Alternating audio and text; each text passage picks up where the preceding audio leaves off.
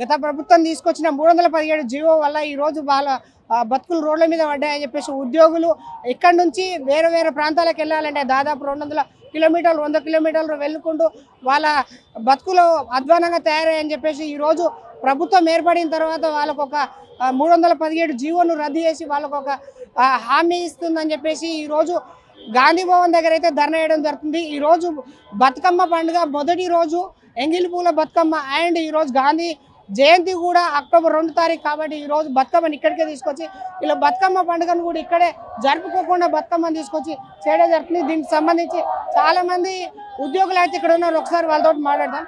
నా స్థానిక జిల్లా మంచిర్యాల సార్, నేను పనిచేస్తున్నటువంటి జిల్లా కొమరంభీం ఆసిఫాబాద్ జిల్లా సార్, రెపెన్ మండలంలో పనిచేస్తున్నాను। నేను తెలుగు పండిట్గా ఉండి అప్గ్రేడ్ అయ్యాను సార్। మేము ఇంతకుముందు మాకంటే ముందున్న వాళ్ళు స్థానికులు అయ్యారు, ఇప్పుడు కొత్తగా డిఎస్సి వాళ్ళు కూడా స్థానికులు అవుతున్నారు। మరి మా స్థానికత ఎక్కడ సార్? తెలంగాణ రాష్ట్రం ఏర్పడ్డదే స్థానికత బేస్ మీద, అలాంటి స్థానికత మీద ఏర్పడ్డటువంటి తెలంగాణ రాష్ట్రంలో మా స్థానికతను మేము కోల్పోయాం సార్। ఆ స్థానికత కోసమే శాంతియుతంగా ర్యాలీ చేయడానికి వచ్చాం సార్, మేమేం కొట్లాడడానికి రాలేదు ఇక్కడికి। ఇదే గాంధీ జయంతి రోజున మాకు సీఎం గారు మాట ఇవ్వడం జరిగింది, ఒకవేళ మా ప్రభుత్వం కనుక ఏర్పడ్డట్టయితే 48 గంటల్లో ఈ 317 జీవోను మేము రద్దు చేస్తామని మాట ఇవ్వడం జరిగింది। మేనిఫెస్టోలో కూడా 317ను రద్దు చేస్తామని పెట్టడం జరిగింది సార్। ప్రభుత్వం ఏర్పడి ఇన్ని రోజులు గడుస్తున్నా ఒక కమిటీని వేశారు, ఆ కమిటీ వేసి కూడా 8 నెలలు కావస్తున్నా ఎలాంటి మార్పు అనేటువంటిది మాకు కనిపించడం లేదు సార్। మా తల్లిదండ్రులకు దూరం అయ్యాం, మా భర్త పిల్లలు అందరికీ కూడా దూరం అయ్యి 100 కిలోమీటర్లు ప్రయాణం చేయాల్సి వస్తుంది సార్। పోను 100 రాను 100 200 కిలోమీటర్లు మేము ప్రయాణం చేస్తున్నాం।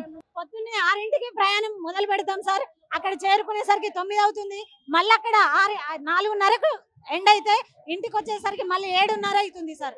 ఇలా ప్రయాణం చేయడం వల్ల రకరకాలైనటువంటి ఆరోగ్య సమస్యలను ఎదుర్కొంటున్నాం, మా తల్లిదండ్రులను చూడలేనటువంటి పరిస్థితిలో ఉన్నాం సార్। మేము తెలంగాణకు ప్రతీక అయినటువంటి ఎంగిలి పూల బతుకమ్మను కూడా మేము ఈ రోజు వదిలిపెట్టుకొని ఆడబిడ్డలందరం ఇంత భారీ ఎత్తున కదిలి వచ్చామంటేనే మా సమస్య ఎంత పెద్ద భారీగా ఉందో మీరు ఒక్కసారి ఊహించుకోవాలి, అర్థం చేసుకోవాలి సార్। మేమందరం ఆడబిడ్డలము బతుకమ్మ పండుగకు కానుకగా మిమ్మల్ని అడుగుతున్నాం సార్, మా స్థానిక జిల్లాకు దయచేసి మమ్మల్ని పంపించండి। మా బాధ ఏంటంటే మా తల్లిదండ్రులు మా పిల్లల్ని పట్టుకుంటేనే మేము ఉద్యోగాలు సాధించాం సార్, అలాంటి తల్లిదండ్రుల్ని ఈరోజు చూసేటువంటి పరిస్థితి కూడా లేదు।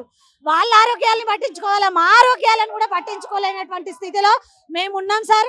కనీసం ఇప్పటికైనా కనికరించి మా తల్లిదండ్రుల దగ్గరికి మా పిల్లల దగ్గరికి మమ్మల్ని చేర్చండి సార్। మీరు ఏదైతే గాంధీ జయంతి రోజున మాకు మాట ఇచ్చారో అదే మాటని ఈ గాంధీ జయంతి రోజున నిలబెట్టుకోవాలని మిమ్మల్ని వేడుకుంటున్నాం సార్।